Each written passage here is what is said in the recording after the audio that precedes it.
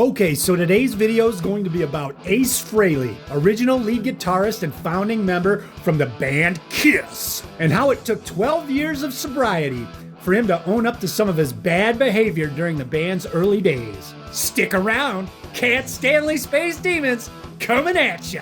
So in 1975, in an effort to capitalize on the success of their double live Kiss Alive album, the band looked to producer Bob Ezrin to helm the console of their 1976 follow-up, Destroyer. Ezrin, of course, was known for his work with Alice Cooper. Records like the #1 album Billion Dollar Babies, School's Out, and Welcome to My Nightmare. He was known as the Boy Wonder because he co-produced the Alice Cooper group's Love It to Death album before he turned 22. Cooper himself has referred to Ezrin as his band's George Martin. George Martin, of course, the producer for the Beatles, known as the Fifth Beatle. Now, Kiss decided to bring Ezrin in the hopes of creating a more polished commercial sound to build off the success of Alive.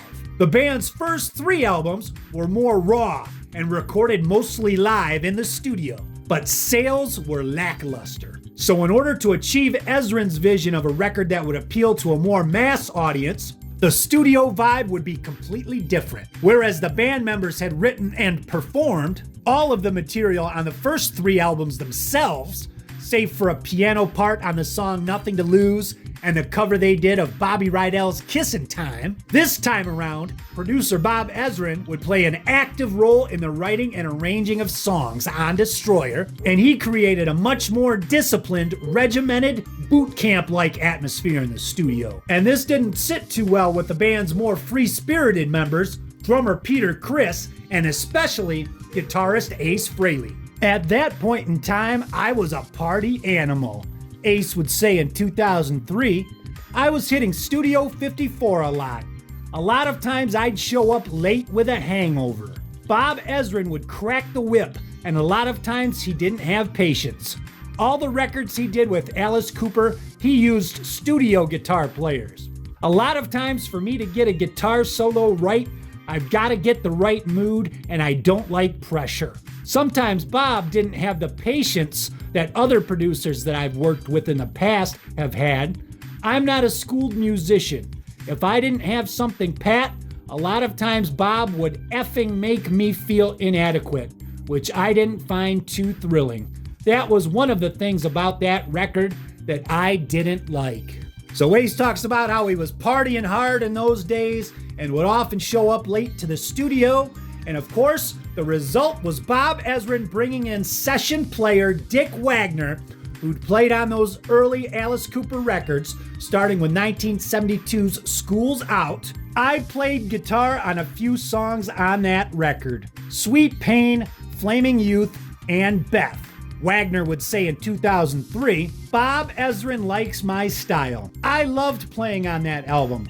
Gene and Paul are great guys. I've gotten to be good friends with them over the years. And of course, this would be one of the great disappointments of Ace's career, but not the last time his playing would be supplanted on a Kiss record. Of course, Bob Kulick would be brought in to play lead guitar on the studio side of 1977's double disc Alive 2 collection, but Ace would eventually get sober, and in 2018, after 12 years of sobriety, he would appear on the Jim and Sam radio show, where he would own up to some of that erratic behavior back in the 1970s. Here's a clip. It starts off with him talking about Peter Criss and Kiss Meets the Phantom of the Park, and then they segue into his behavior back in the 70s. How mad was Peter that they dubbed over his... Didn't they dub over his voice in Kiss Meets the Phantom of the Park? They dubbed over it, yes. Was it because he was a bad actor, or did he say something they didn't like?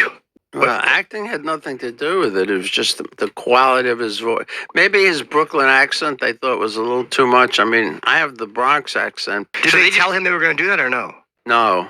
They blindsided him. And I know what that's like because, way back when I was working with Kiss, they changed 1 or 2 solos of mine and had another guitar player come in. Was it for Detroit Rock City? Did they do that on? What did they do that on? What songs? I'm trying to think. I'm trying to forget about it.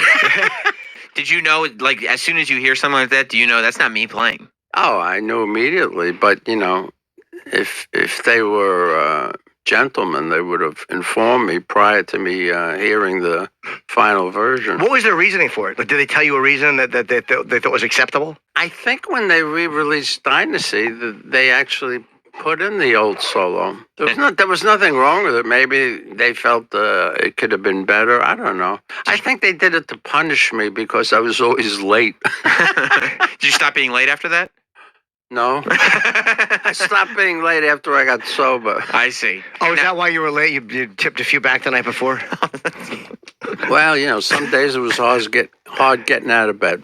Yeah. Did they ever complain when you were late? All the time. Now, what's the confrontation like when you realize that your guitar solo has been replaced by some other guy That was like in the 70s. Yeah. I mean, it's such a dead issue at this juncture. But do you go to them and go like, what the f*** are you guys doing? Well, I complained about it, after the fact, but, They were like, what do you want to do? Well, how can I complain when I'm late and I'm loaded? And Yeah, they're kind of right. Okay, so there you have it, Ace Frehley owning up to that erratic behavior back in the 70s, that rock and roll party animal lifestyle. They got him into a little trouble in the recording studio, and he missed out on playing on some of those tracks on those Kiss records on Destroyer and on Alive 2. But it seems like Ace, it's good to hear, at least back in 2018, he was 12 years sober and owning up to some of that past behavior. That's the video. Hope you dug it, and we'll see you next time. See here.